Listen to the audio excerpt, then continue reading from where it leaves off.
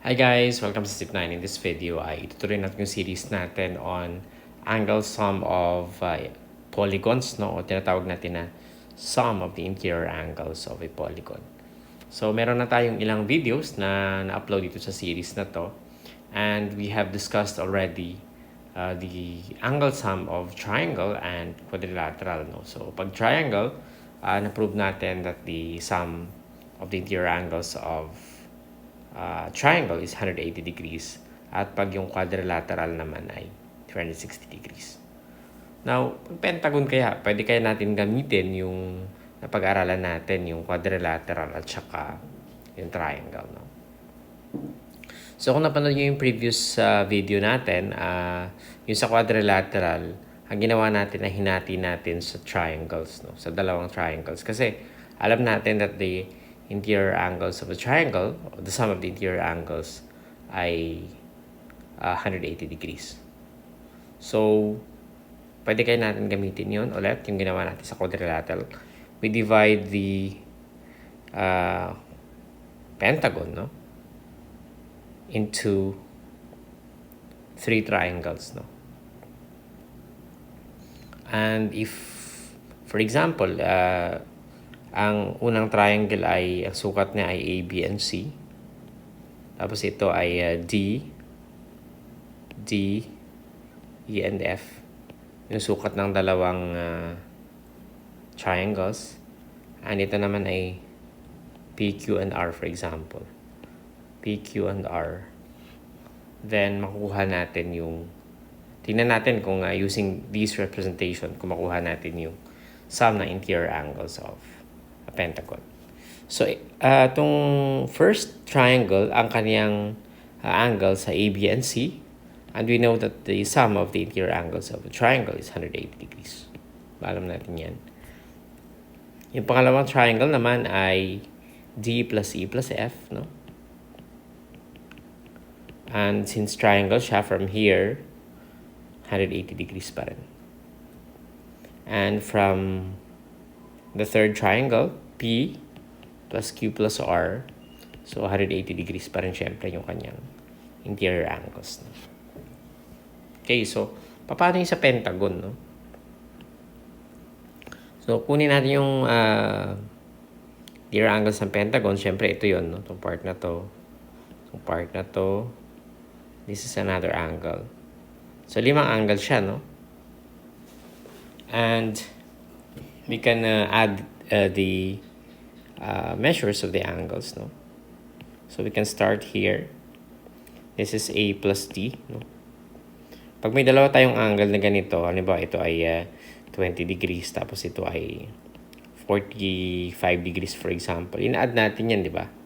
Pag magkatabi sila, tawag natin na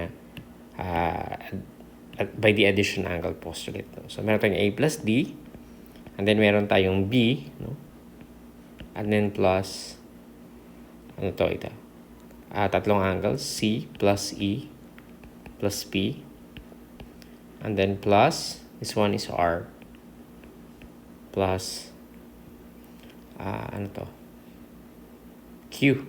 F plus Q, no? Okay? And since addition nito, katulad ng ginawa natin sa quadrilateral, sabi natin na properties of addition, pwede natin siyang iba-ibahin yung order, no? Halimbawa, 2 plus 5 plus 8 is the same as 8 plus 5 plus 2, which is the same as 5 plus 2 plus 8. So, it doesn't matter yung kanyang order, no? So, since addition siya, no? And yung grouping din, no? Na yung order, halimbawa, A plus B equals B plus A. Tawag natin dyan ay commutative property, no? And A plus B plus C, no?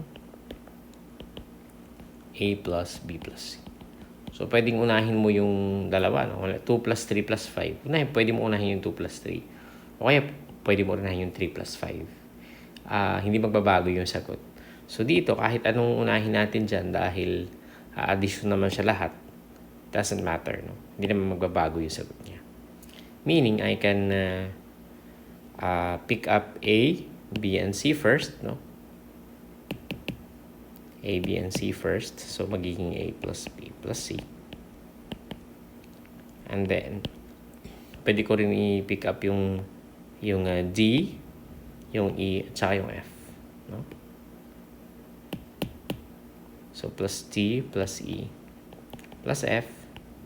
And then, yung huli is yung P and Q and R. No? P plus Q plus R.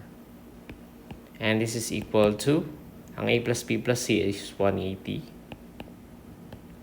Tapos D plus E plus F is also 180 degrees. Ito yun. And then P plus Q plus R is 180 degrees. Right? And this is also equal to 540 degrees. So, ibig sabihin, the sum of the interior angle of a convex pentagon, this is a pentagon 5-sided polygon, is 540 degrees. Pag sinabi natin convex, pinag-uusapan mo lang natin dito, no? Ay yung convex, ibig sabihin yung wala siyang parang uka, no? Yung hindi ka pwede mag-draw ng diagonal na outside, no? So, pag meron siyang ukang ganyan, you can draw a diagonal outside. Hindi siya convex polygon. Sorry. Diagonal is here. No? So, that's not a convex polygon. No? Diagonal yung red. Outside siya ng polygon. So, ang pinag-uusapan lang natin dito ay convex polygon. The non-convex polygon we can discuss later. No? Okay, so kung gusto nyo, pwede nyo i-verify. No? 540 degrees.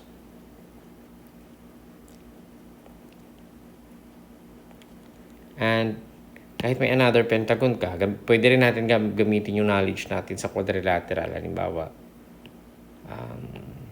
we have another pentagon.